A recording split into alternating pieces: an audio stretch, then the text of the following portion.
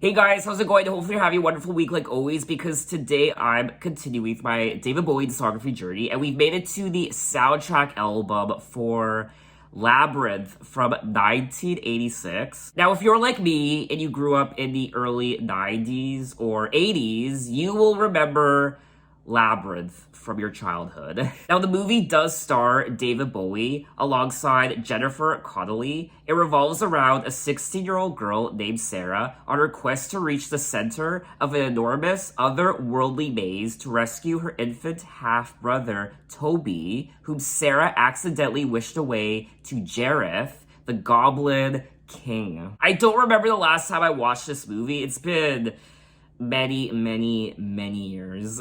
But every time I think of this movie, I can't help but think of the song Magic Dads, track 3 from the soundtrack album. I do feel like, though, it's only a matter of time before Hollywood remakes this movie, which I'm really hoping they don't, but it's bound to happen. So if this movie was to be remade, who should play the Goblin King? There are only 5 tracks from the album that are sung by David Bowie, and those are the only tracks I will be checking out from the album. So there are 5 tracks in all: Magic Dads, Chilly Down, As the World Falls Down, Within You, and Underground. Director Jim Henson approached David Bowie to take part in the film in 1983 during David Bowie's Serious Moonlight Tour, when he showed David early designs for the movie and a tape of The Dark Crystal. David had wanted to make music for a children's film and saw this as his chance, and he recorded 5 songs for the film. Now, this movie, Labyrinth, was my first introduction to David Bowie when I was a kid. I remember watching this movie as a kid and being a little bit scared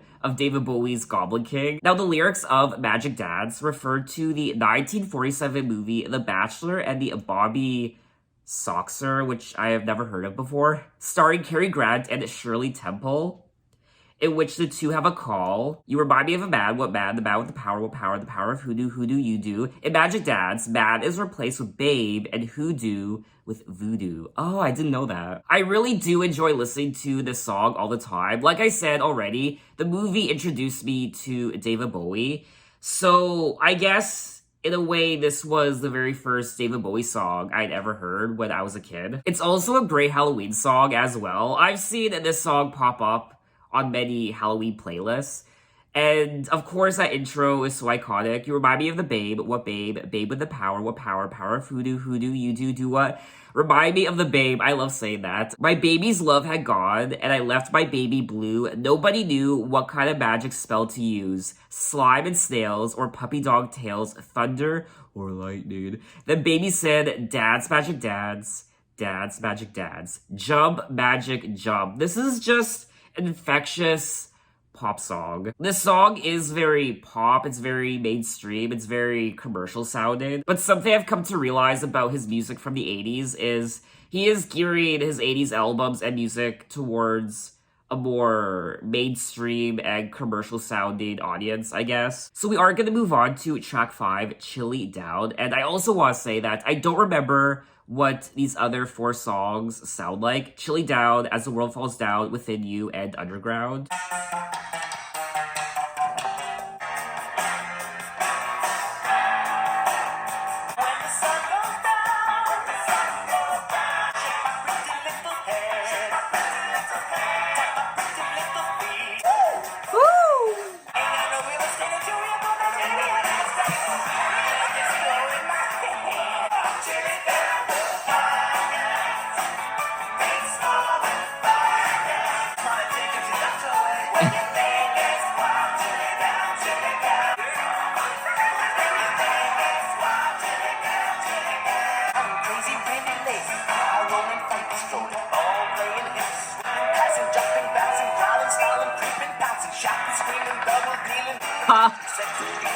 Oh.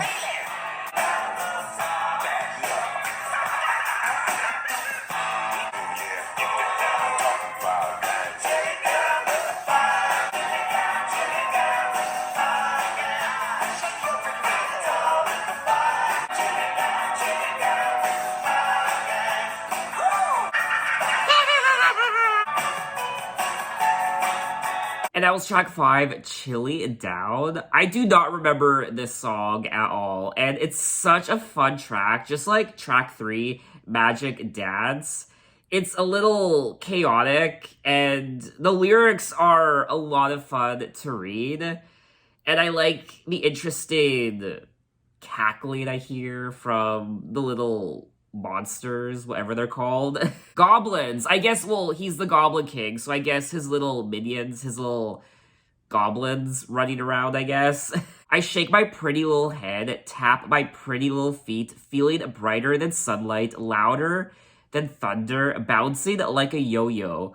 I like this part here. Chilly down, drive you crazy, really lazy, eye rolling, funky strolling, ball playing, hip swaying, trouble making, booty shaking, tripping, passing, jumping, bouncing, driving, styling, creeping, pouncing, shouting, screaming. I did it. I'm a little shook that they say sex appealing. Using the word sex in a song that's part of a children's movie is unheard of in today's climate. Kids' movies from the past, like the 80s and 90s, they were more, I guess, adult and real and dark. A movie that comes to mind, I mean, this is a pretty dark children's movie, anime movie. What's it called? The Secret Life of Nymph or something? Yeah, it's an animated movie from 1982 by Don Bluth. Now, I believe Don Bluth has been known for his dark animated movies, like The Secret... Oh, it's called The Secret of Nymph, not The Secret Life of Nymph. The Secret of Nymph. I personally didn't grow up with this movie, but I watched it for the first time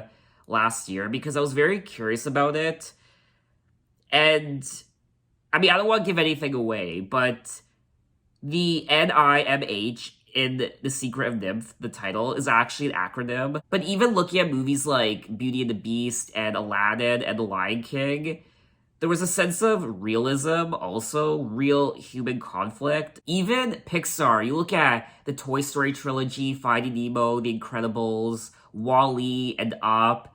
Those movies were brilliant and really touched on really difficult human emotions, and were also fun to watch. Another one of my favorite children's movies is The Witches from, I think that movie came out in 1990 with Angelica Houston. Yes, talk about a scary movie. I did watch the remake of The Witches that came out, I think, last year, starring...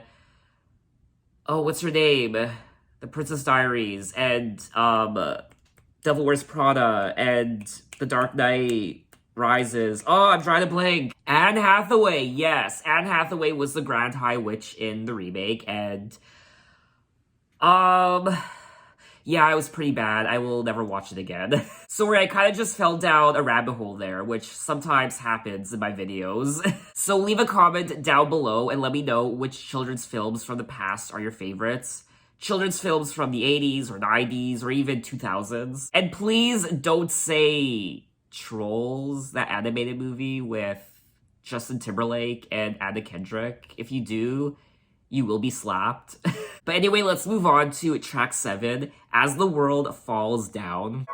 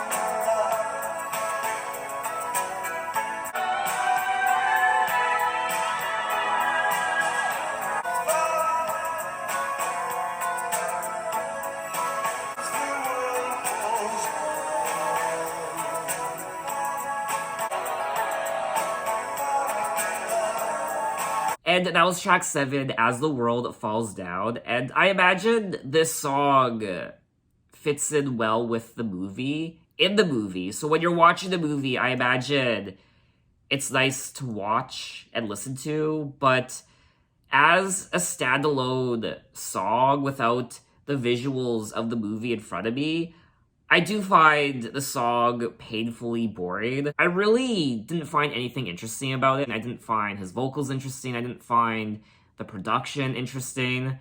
I didn't find the melody interesting. I just thought overall this was a bore to listen to, in my opinion. There's such a sad love deep in your eyes, a kind of pale jewel, open and closed within your eyes. I'll place the sky within your eyes. There's such a fooled heart beating so fast in search of new dreams. So, you know what? I actually do like the lyrics. That to me is probably the highlight. I'll spin you Valentine evenings, though we're strangers till now. We're choosing the path between the stars. I imagine there are people who find this song quite lovely and beautiful. It is a very pretty song, but at the end of the day, I still thought it was quite boring. Rolling Stone called the song a hidden gem of David's career. Oh. And included As the World Falls Down on its list of 30 essential David Bowie songs. Well, I thought it was boring. I don't know, maybe I have to listen to it again. I really don't think this is an essential David Bowie song. It caters in heartfelt empathy, using classic popcorn progressions to relate the joys and pains of love. Someone else ranked this song in at number 11 of David Bowie's 20 greatest songs. And someone else named the song as one of the 50 best ever original songs made for movies. Okay, well, I'm gonna listen to it again. Okay, well, like I said already, I do think it is a pretty song. I like the lyrics and what it stands for, but I still think it's quite boring to listen to. But anyway, let's move on to track 9, Within You.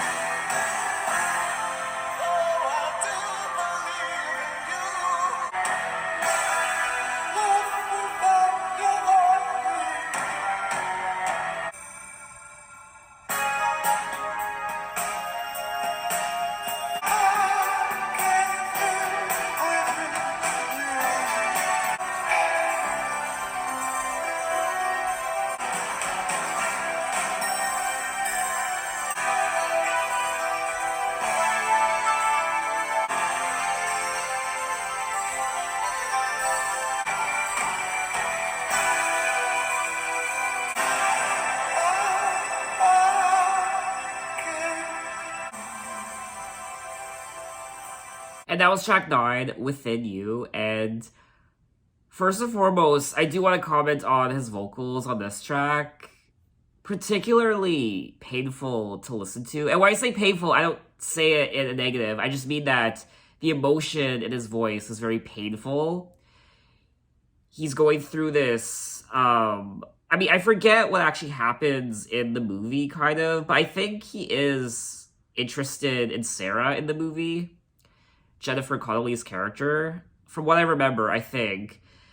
So he's saying, though I do believe in you, yes I do, live without the sunlight, love without your heartbeat, I can't live within you. How you turn my world, you precious thing, you starve and near exhaust me. Everything I've done for you. I move the stars for no one. You've run so long. You've run so far. Your eyes can be so cruel. So in the context of the movie, the Goblin King offers Sarah her dreams in exchange for her brother, the baby, but she refuses. And that's what leads the Goblin King to steal the baby, and she is teleported to the labyrinth where she has to rescue her baby brother. So I forget if the Goblin King falls in love with her or he's just interested in the baby. I don't know. I also enjoyed the production on this track. I like the drums, and it's very atmospheric. I like the ambience of the song, especially the part when he says, "I can't live within you." You can hear the sorrow in his voice. I still feel bad for saying what I did about As the World Falls Down. I wish I enjoyed it more. But anyway, we have come to the final David Bowie track of this album, which is track 12, Underground.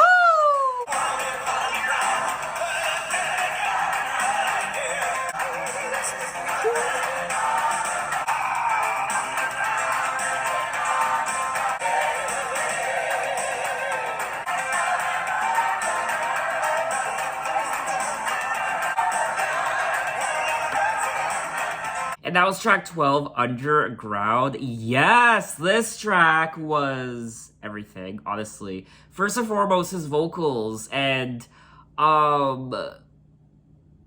his vocals just brought so much personality, not just to this song, but all the tracks on the soundtrack album. And also the gospel choir was tremendous and ear candy. And just the general production. I think I heard at one point the saxophone, and I really like the synths on this entire album from all the songs I've listened to, and in general, I thought just everything about the song was great.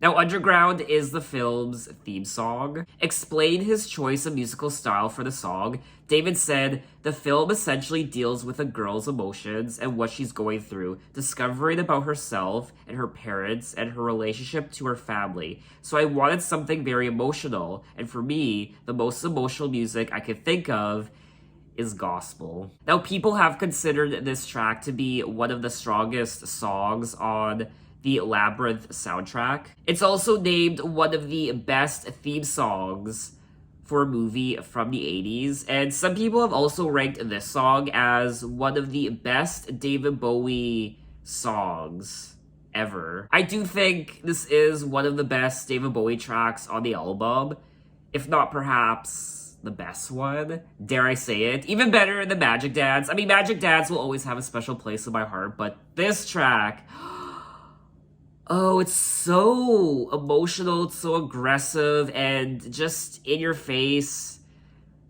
I mean, this entire album is leaps and bounds so much better than Tonight.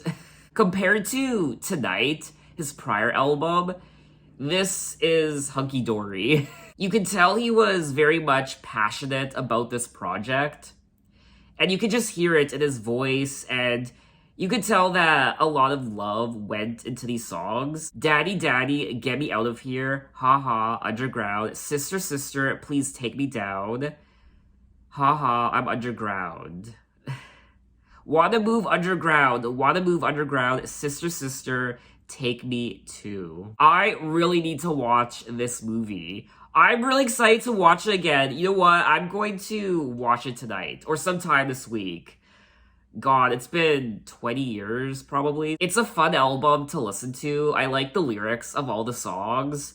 And like I said already, I like the drums, electric guitar, the synths, and the gospel, the saxophone, the piano. I liked all the instruments and his vocals. His vocals on these songs was great to listen to. I think one of the reasons why I didn't gravitate towards As the World Falls Down is because compared to all the other David Bowie tracks on the album, it's just not as fun to listen to. But I'm sure it fits in perfectly within the context of what's happening in the movie. So who knows, maybe when I do sit down and watch the movie again, I'll appreciate the song more. The lyrics are quite fun to read on some of these songs, especially track 5, Chilly Down, and track 3, Magic Dance. Definitely some great party tracks on here, some spookier songs as well, like Magic Dance to play during Halloween. I do think this is a great David Bowie album, and I think it would have been cool if he created a fantasy album. If he wasn't approached to do this movie, it would have been cool for him to create some sort of fantastical album with a sense of whimsy, like what he did on this album, just filled with fantasy and childlike whimsy, and that would have been cool for him to release a full studio album like that. But anyway, I think that's all I have to say on the soundtrack album. What did you guys think of it, and what are your impressions? So in my next David Bowie video, we will move on to 1987, when he released his 17th studio album called Never Let Me Down. Now, I haven't heard good things about this album, just like tonight, so I'm hoping I won't be disappointed. But anyway, thanks for watching, guys. You can find me on Instagram, you can find me on Twitter, you can message me, you can say, hey, how are you? And I'll see you next time. Take care.